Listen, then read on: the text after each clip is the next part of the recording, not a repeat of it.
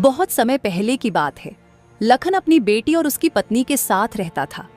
वह बहुत ही मेहनती और ईमानदार व्यक्ति था। लखन अपने खेतों में दिन भर मेहनत करता था। वहीं दूसरी ओर शमू इधर उधर खाद लगाकर आराम करता रहता। लखन की मेहनत की वजह से उसके खेतों में बहुत अच्छी फसल होती थी, जिसकी वजह से गांव के सभी लोग लखन से जलते थे। शमू उसका पड़ोसी था। शमू और उसकी पत्नी दोनों ही बहुत लालची इंसान थे। वे दोनों लखन की तरक्की से बहुत जलते थे। देखिए जी, इस लखन की फसल इस बार कितनी अच्छी हुई है। हमेशा इतना अच्छा इसके साथ ही क्यों होता है? इस बार तो वह फसल बेचकर अमीर व्यक्ति हो जाएगा। अरे तुम परेशान ना हो, हम लखन को कभी अमीर नहीं बनने देंगे। मेरे जीते जी वह कभी अमीर नहीं बन सकता। लखन सुबह जल्दी उठकर अपने खेतों के लिए निकल जाता है।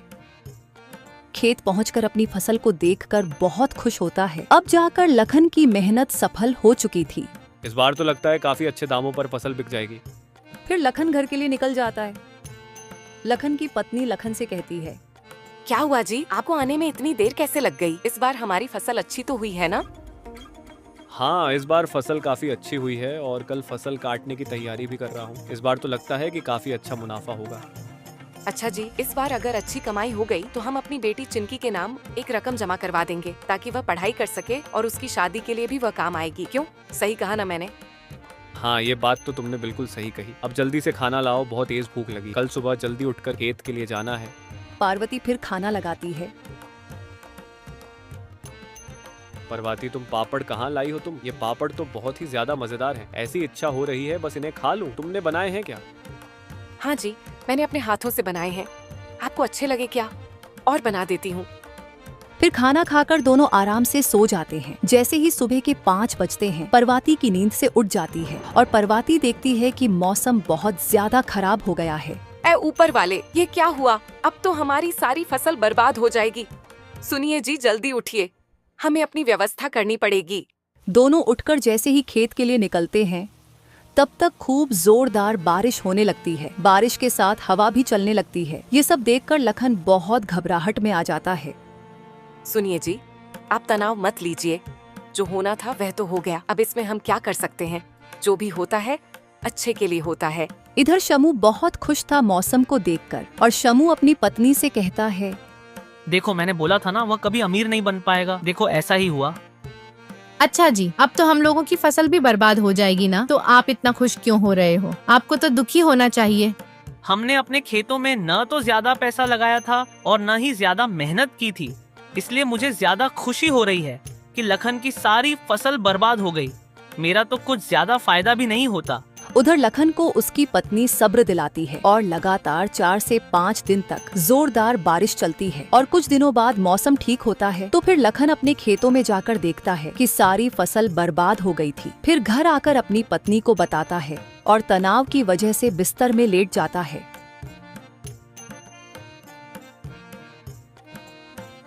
सुनिए जी, तनाव मत लीजिए। जो होना था वह तो हो गया।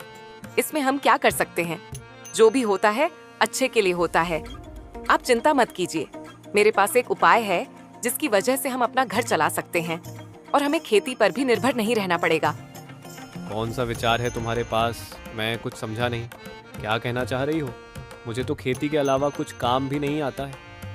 सुनिए जी, क्यों ना हम पापड़ बेचने का काम शुरू करें। मैं पापड़ बनाऊंगी और आप उसे गली गली जाकर बेच आना। क्या पता ऊपर वाले की वजह से हमारा काम अच्छा चलने लगे। सही कह रही हो, लेकिन क्या पता हमारे पापड़ कोई खरीदेगा भी या नहीं। कहीं ऐसा ना हो जो हमारे पास पैसे हैं वह भी खत्म ना हो जाए। पहले ही आप ऐसा मत सोचिए। मुझे पूरा विश्वास है हमारे पापड़ गांव के लोगों को बहुत पसंद आएंगे। आप एक काम करें, मैं आपको कुछ पापड़ बना कर देती हूँ। आप गांव में बेच कर देखिए। पार्वती कुछ पापड़ बनाकर लखन को एक टोकरी में रखकर दे देती है और वह पापड़ लेकर गांव की तरफ निकल जाता है। पापड़ लो पापड़, मसालेदार पापड़, जो भी खाए मजा आ जाए और जो ना खाए वह पछताए। पापड़ लो पापड़। तभी एक औरत लखन से पापड़ लेने आती है। अरे भैया, ये पापड़ कैसे हैं? और ये अच्छे तो हैं ना पापड़? और ये कितने के हैं? 10 रुपए के 2 पापड़ हैं। बताइए बहन जी, कितने पापड़ दे दूं? 10 पापड़ दे दीजिए ना भैया जी। फिर लखन 10 पापड़ उसको दे देता है और पैसे लेकर आगे की ओर निकल जाता है। धीरे धीरे करके सारे पापड़ बिक जाते हैं और वह घर वापसी आता है। परवाती, एक गिलास पानी ले आओ जरा, आज तो बहुत ज्यादा थक गया हूँ। हाँ जी, कुछ पापड़ बेचे भी या नहीं? हाँ, एक भी पापड़ नहीं बिके और मैं आज बहुत ज्यादा थक गया हूँ। आप ठीक कह रहे थे कि हमारे पापड़ कोई नहीं खरीदेगा। अब तो हमारे पैसे भी नष्ट हो गए हैं। अरे परवाती, मेरी बात तो सुनो, कुछ पापड़ बिके नहीं बल्कि सारे पापड़ हाथों हाथ बिक गए हैं। क्या सच में जी? हमारे सारे पापड़ बिक गए? हाँ बिल्कुल परवाती, लोगों को हमारे पापड़ इतने पसंद आए कि सारे बिक गए। ये लो पैसे, इनमें से कुछ पैसे बेटी की स्कूल की फीस जमा करने के लिए रख लो और कुछ पैसों से हम अनाज खरीदेंगे। परवाती लखन से पैसे लेकर अलमारी में रख देती है। अगले दिन सुबह परवाती और ज्यादा पापड़ बनाकर लखन को टोकरी में रखकर दे देती है और लखन पापड़ बेचने चला जाता है। गांव का एक आदमी कहता है, वो पापड़ वाले भैया, मैंने सुना है तुम्हारे पापड़ बहुत ही मजेदार हैं। चलो 10 पापड़ मुझे भी दे दो, हम भी तो देखें तुम्हारे पापड़ में ऐसी क्या बात है। लखन उस आदमी को 10 पापड़ दे देता है और आगे की ओर निकल पड़ता है। धीरे धीरे उसके सारे पापड़ बिक जाते हैं। जैसे ही शाम होती है, लखन अपने घर आता है। सुनो परवाती, हमारे पापड़ के तो बहुत चर्चे हो रहे हैं, गाँव में जाते ही सारे पापड़ बिक जाते हैं। परवाती ये बात सुनकर बहुत खुश हो जाती है। लखन और परवाती बात कर ही रहे होते हैं, तभी एक गांव का सेठ आता है। अरे ओ लखन भाई, कहाँ हो? जरा बाहर तो आओ। जी सेठ जी, बोलिए क्या काम है? सुनो लखन, 4 दिन बाद मेरी बेटी की शादी है, तो मुझे शादी के लिए 100 पापड़ चाहिए। क्या तुम मुझे 100 पापड़ बनाकर दे सकते हो? जी सेठ जी, मिल जाएगी आपको 100 पापड़। यहाँ सारी बात शमू और उसकी पत्नी सुन रहे थे। शमू और उसकी पत्नी लखन को देखकर जलने लगते हैं। इसके साथ हमेशा अच्छा क्यों होता है? मैं ऐसा नहीं होने दूंगा। मैं लखन के साथ कभी हमेशा अच्छा नहीं होने दूंगा। और परवाती पापड़ कहाँ रखती है, इसके बारे में सोचते हैं। परवाती जैसे ही पापड़ बनाकर अपने किचन में रखकर सोने जाती है, इधर शमू और उसकी पत्नी सारे पापड़ चुरा लेते हैं। जैसे ही सुबह होती है, परवाती पापड़ देखने जाती है तो उसे एक भी पापड़ नहीं दिखता। यह सब देखकर वह सारी बातें अपने पति को बताती है। मैं आज सेठ जी के घर जाता हूँ और उनसे कहूँगा कि मुझे बस 2 दिन का और वक्त चाहिए। लखन सेठ जी के घर की ओर निकल जाता है। सेठ जी, मेरे घर में किसी ने सारे पापड़ चुरा लिए हैं। सेठ जी, आप मुझे बस 2 दिन का मौका दीजिए, मैं आपको सारे पापड़ बनाकर दूंगा। ठीक है लखन, मैं तुम पर विश्वास करके 2 दिन का और वक्त देता हूँ, लेकिन मुझे तुम वक्त पर पापड़ जरूर बनाकर देना। फिर जब लखन जैसे सेठ जी के घर से आता है तो लखन देखता है कि शमू का लड़का पापड़ खा रहा होता है और उसके हाथ में भी 2 पापड़ होते हैं। यह देखकर वह कहता है, शामू के बच्चे तो पापड़ नहीं खाते और शामू ने नहीं कभी मुझसे पापड़ खरीदे हैं, तो शामू के बच्चे ये कौन से पापड़ खा रहे हैं? लखन उस बच्चे के पास जाता है। अरे बेटा, तुम ये पापड़ कहाँ से लाए हो? काका जी, ये पापड़ तो मेरे पापा लेकर आए थे, मेरे घर तो और भी ज्यादा पापड़ पड़े हैं।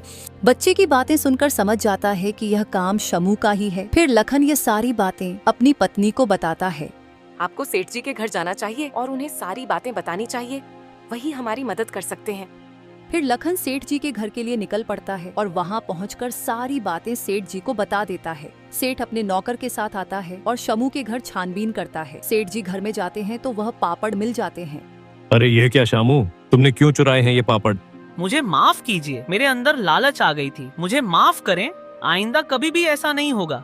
मुझे आप आखिरी बार माफ कर दीजिए। नहीं, ये काम माफ करने जैसा नहीं है, तो चलो सभी मिलकर मारो इसे। तो सब उससे मिलकर खूब मारते हैं और कुछ दिनों बाद लखन अपनी पापड़ की बड़ी दुकान खोल देता है और अपना जीवन हंसी खुशी जीता है।